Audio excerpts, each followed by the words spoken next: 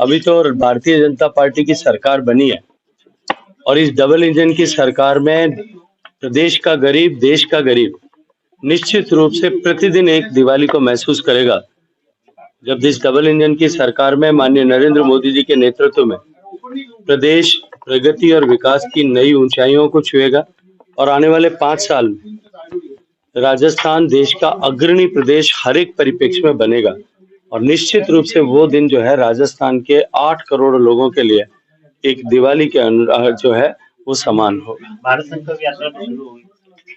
ये विकसित भारत संकल्प यात्रा माननीय प्रधानमंत्री नरेंद्र मोदी जी ने 2014 में प्रधानमंत्री बनने के बाद में जो संकल्प देश के सामने व्यक्त किया था कि मैं सामान्य मानवी के जीवन में परिवर्तन लाने के लिए काम करूंगा और मेरी सरकार उसके लिए समर्पित रहेगी। आज देश में करोड़ों गरीबों के जीवन में परिवर्तन लाने में देश की सरकार काम के प्रयास कामयाब हुए हैं।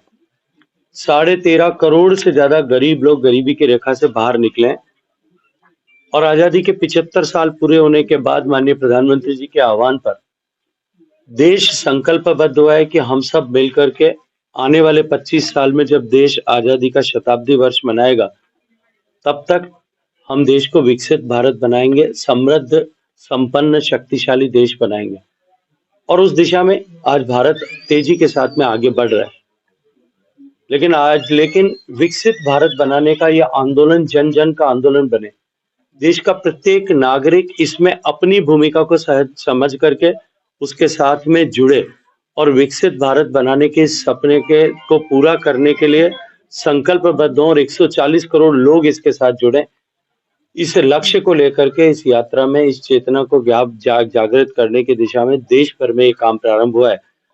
देश की 2.5 लाख पंचायतों तक यात्रा आगामी 26 जनवरी तक जाएगी, जहां एक तरफ लोगों में इस भाव का जागरण करना, माननीय प्रधानमंत्री जी का ये संकल्प कि जो भी योजना बनाएंगे उस योजना को 100% पात्र लोगों तक पहुंचे, हकदार लोगों तक पहुंचे, इसको सुनिश्चित करेंगे। लास्ट माइल कनेक्टिविटी में जो कुछ भी गैप, न्यूनता कहीं रह गई उसको चिन्हित करके सरकार उनके द्वार पर जाकर के गांव में और उसका सूचीबद्ध करके पंजीकरण करके शेष रह गए लोगों के घर तक भी वो लाभ पहुंचे, इसको सुनिश्चित करेगी।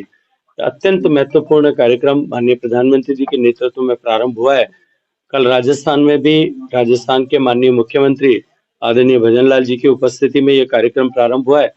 मैं ये मानता हूं कि राजस्थान में भी निश्चित रूप से आने वाले 5 साल में भजनलाल जी के नेतृत्व में डबल इंजन की सरकार भारत सरकार की योजनाओं को धरातल पर उतारने में जो कमी पिछले 5 साल तक जानबूझ करके राजनीतिक विद्वेष के कारण चलते की गई थी, उस कमी को पाट करके हम राजस्थान को फिर उन सब योजनाओं के इम्प्लीमेंटेशन में पहले नंबर पर ला करके खड़ा करेंगे। बहुत जल्दी शुरू होगा, चिंता क्यों कर। एक वीडियो वायरल हो रहा है सर, पूर्व मुख्यमंत्री गहलोत साहब के साथ में, क्या पूछेंगे, क्या कुछ बात? किसका वीडियो वायरल हो रहा है? यार कोई भी राजस्थान के 3 लोग वो अगर साथ में बैठ करके बात करते हैं, इसमें कुछ अप्रत्याशित है क्या? मैंने तो पहले भी अनेक बार कहा है कि किसी तरह का मनभेद करने की आवश्यकता नहीं है। मतभेद हो सकते हैं, उनकी आइडियोलॉजी अलग है, हमारी आइडियोलॉजी अलग है। वो एक परिवार को प्रसन्न करने के लिए काम करते हैं, हम जनसामान्य को प्रसन्न करने के लिए काम करते हैं। इस आइडियोलॉजी का विभेद हो सकता है, बाकी हम सब लोग एक ही प्रदेश के एक साथ काम करने वाले लोग हैं। मुझे लगता है कि इसमें तो कोई कहीं चर्चा का विषय भी नहीं होना चाहिए। सर, गहलोत साहब ने चाय पे बुलाया, आप चाय के लिए? हाँ, मुझे उस दिन उन्होंने कहा था कि अब मैं फ्री हो गया हूँ, आप चाय पर आ जाएं।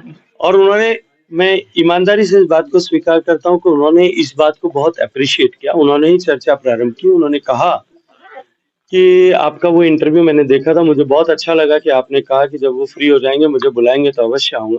और उन्होंने मुझे कहा है कि आइएगा, एक तारीख तय करते हैं, एक दिन आओ, बैठ के चाय पीते हैं। और मैंने उनसे कहा, मैं आपका 50 साल का राजनीति का अनुभव है और मुझे बहुत सारी जादूगरी उनसे सीखनी भी है, तो मैं जरूर जाऊंगा। Thank you. राम सर।